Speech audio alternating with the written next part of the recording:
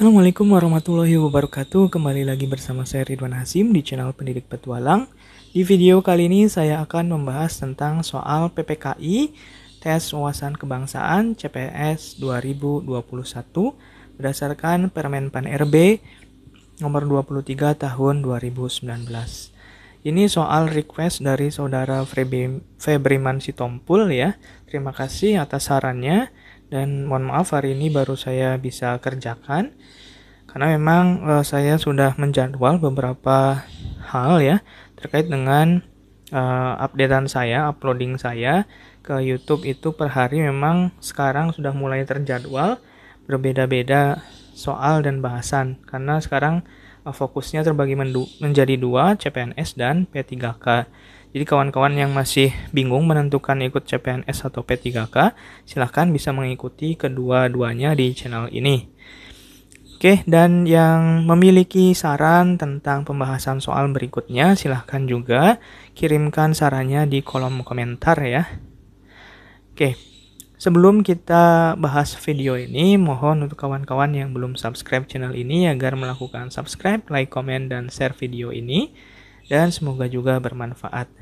Sebelum itu, saya ingatkan bahwa kunci sukses SKD adalah kuasai teks dan pahami konteks. Jadi, tonton video ini sampai tuntas ya.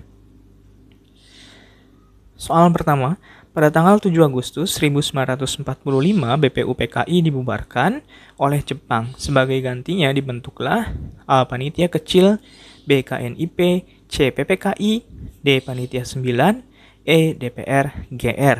Oke, jawaban yang benar adalah PPKI. PPKI dibentuk sebagai pengganti BPUPKI yang dinilai belum sepenuhnya organisasi nasional mengingat beberapa anggotanya adalah orang Jepang ya.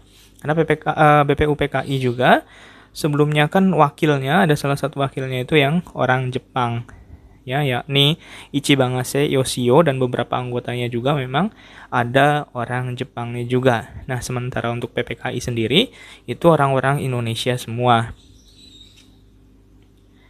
Panitia Persiapan Kemerdekaan Indonesia atau PPKI beranggotakan 21 orang yang diketuai oleh A. Insinyur Soekarno, B. Mr. Muhammad Yamin, C. Mr. Supomo, D. Dr. Andes Muhammad Hatta, E. Dr. Rajiman Weddiodiningrat. Jawabannya adalah Insinyur Soekarno karena ketua PPKI adalah Insinyur Soekarno sedangkan wakilnya adalah Dr. Andes Muhammad Hatta. Dalam sidang PPKI 8 Agustus, Muhammad Hatta menyatakan bahwa masyarakat Indonesia Timur mengusulkan untuk menghilangkan 7 kata dalam Piagam Jakarta, yaitu A. Ketuhanan dengan kewajiban menjalankan syariat Islam bagi pemeluknya, B. Ketuhanan dengan kewajiban menjalankan syariat Islam, C. Ketuhanan dengan kewajiban syariat Islam bagi pemeluknya, D. Ketuhanan dengan kewajiban syariat Islam bagi seluruh rakyat Indonesia, E. Ketuhanan dengan kewajiban beragama Islam. Oke, yang paling tepat adalah yang A ya, ketuhanan dengan kewajiban menjalankan syariat Islam bagi pemeluk-pemeluknya. Jadi yang paling benar adalah ada kata pemeluk-pemeluknya ya, sedangkan yang lain itu sebagai pengecoh saja. 7 kata dalam Piagam Jakarta dianggap tidak merepresentasikan masyarakat Indonesia yang memiliki beragam agama, sehingga dikhawatirkan akan menjadi masalah disintegrasi atau perpecahan di masa depan, sehingga optionnya adalah yang A. Usulan perubahan 7 kata dalam Piagam Jakarta disampaikan sebagai masukan sebelum sidang yang disampaikan oleh seorang opsir Jepang yang bertugas di Indonesia Timur yang bernama A. Harada, B. Kuniaki Koiso, C. Ichibangase Yoshio, D. Laksamana Maeda, dan E. Nijiyama. Oke, yang benar adalah Nijijima. Ya. Pada saat berlangsung sidang PPKI pertama, terdapat usulan orang Indonesia Timur yang keberatan dengan 7 kata dalam Piagam Jakarta, sehingga mengusulkan agar dirubah yang diamanatkan kepada opsir atau tentara Jepang bernama Nijijima. Rumusan sila kedua Pancasila yang ditetapkan oleh PPKI pada tanggal 18 Agustus adalah A. Peri kemanusiaan, B. Kebangsaan Persatuan Indonesia, C. Kekeluargaan, D. Kemanusiaan yang adil dan beradab, E. Internasionalisme atau peri kemanusiaan. Oke, yang perlu diingat dari kawan-kawan, rumusan Pancasila menurut Muhammad Yamin itu diawali dengan kata peri. Ya. Jadi kalau peri-perian itu menurut Muhammad Yamin. Ya, sementara yang ditanyakan di sini sila kedua Pancasila yang ditetapkan oleh PPKI, berarti yang sudah resmi ditetapkan sebagai Pancasila. Ya. Sementara option yang B dan C itu Mr. Supomo. Kemudian D, ini kemanusiaan yang adil dan beradab sesuai dengan rumusan Pancasila sekarang. E, internasionalisme atau peri kemanusiaan. Nah, kalau internasionalisme, kita harus mengingat satu tokoh, yakni Insinyur Soekarno ya. Oke, yang benar adalah yang D. Rumusan Pancasila hasil sidang PPKI merupakan sila-sila yang berlaku hingga saat ini ya. Jadi jawabannya adalah yang D. Konstitusi atau dasar negara yang disahkan PPKI pada tanggal 18 Agustus adalah A. Undang-Undang Dasar 1945, B. Undang-Undang Dasar Negara Republik Indonesia tahun 1945, C. Konstitusi RIS, D. UUD DS, E. Konstitusi tahun 1945. Yang benar adalah konstitusi ini yang ditetapkan oleh PPKI adalah konstitusi pertama atau orang-orang menganggapnya adalah konstitusi yang original gitu ya karena belum pernah mengalami amandemen. Nah, itu adalah yang option A. Sementara yang B, Undang-Undang Dasar Negara Republik Indonesia tahun 1945 itu adalah Undang-Undang Dasar hasil amandemen yang terakhir tahun 2002, amandemen keempat ya.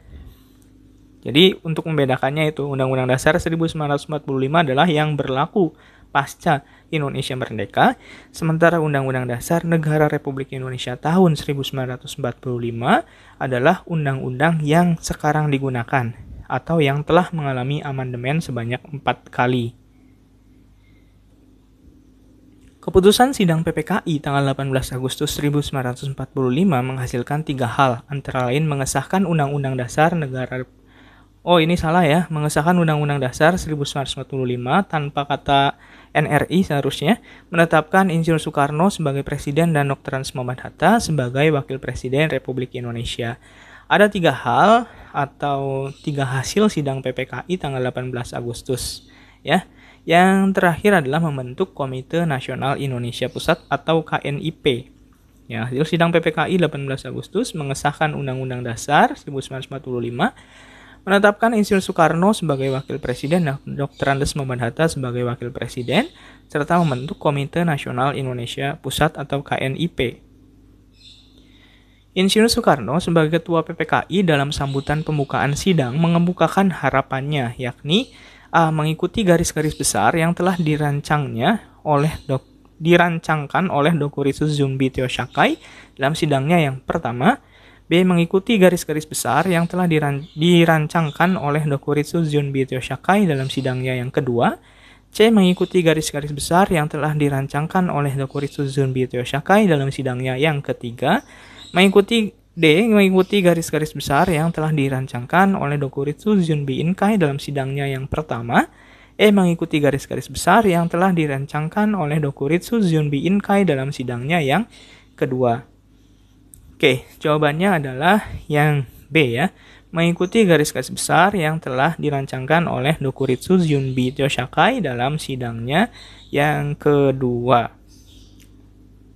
Oke, option ini sama dengan yang E ya. Nah, ini di dalam risalah sidang BPUPKI itu disebutkan bahwa Insinyur Soekarno mengatakan, saya minta lagi kepada tuan-tuan sekalian, supaya misalnya mengenai hal Undang-Undang Dasar, sedapat mungkin kita mengikuti garis-garis besar yang telah dirancangkan oleh Dr. Ritsus Zumbi Teo Sakai dalam sidangnya yang kedua. Jadi option jawabannya adalah yang B, sidang kedua. Ya. Tokoh yang mengusulkan Insinyur Soekarno sebagai Presiden dan Dr. Andes Muhammad Hatta sebagai Wakil Presiden Indonesia secara aklamasi adalah, maksudnya ditunjuk ya, A. Dr. Kusuma Atmaja, B. R. Abdul Rahim Pratalyakrama, C. Oto Iskandar-Dinata, D. Abikusno Cokrosuyoso, E. Parada Harahap. Jawabannya adalah Oto Iskandar-Dinata ya. Di dalam risalah sidang BPUPKI, di sana dikatakan bahwa Otto Iskandar-Dinata mengatakan berhubung dengan keadaan waktu, saya harap supaya pemilihan presiden ini diselenggarakan dengan aklamasi dan saya majukan sebagai calon yaitu Bung Karno sendiri.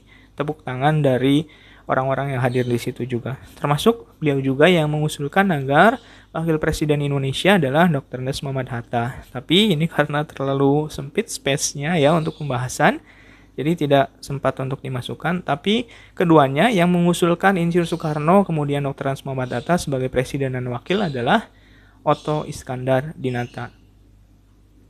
Wakil ketua PPKI adalah A. Amikus Cokroyus Suyoso, A. Amar Hamis, C. Raden Panji Suroso dengan Dr. Andes Muhammad Hatta, E. Abdul Kahar Muzakir. Jawabannya adalah tentu Dr. Andes Muhammad Hatta ya. Ini mohon maaf salah di option jawabannya Raden Panji Suroso. Ini Raden Panji Suroso adalah wakil ketua BPUPKI dari Indonesia. Sementara dari Jepang adalah Ichibanga Seyoshio. Nah, untuk wakil ketua PPKI sendiri adalah Dr. Andes Muhammad Hatta. PPKI beranggotakan 21 orang yang kemudian bertambah menjadi 27 orang dengan Insinyur Soekarno sebagai ketua dan Dr. Andes Muhammad Hatta sebagai wakil. Jadi kalau mengingat ketua PPKI itu, ketua dan wakil PPKI itu ingat aja presiden pertama dan wakil presiden pertama Indonesia, karena sama saja ya. Oke, mohon maaf atas segala kekurangannya. Apabila video ini bermanfaat, jangan ragu untuk subscribe, like, komen, dan share video ini ya kawan-kawan. Akhir kata, wassalamualaikum warahmatullahi wabarakatuh.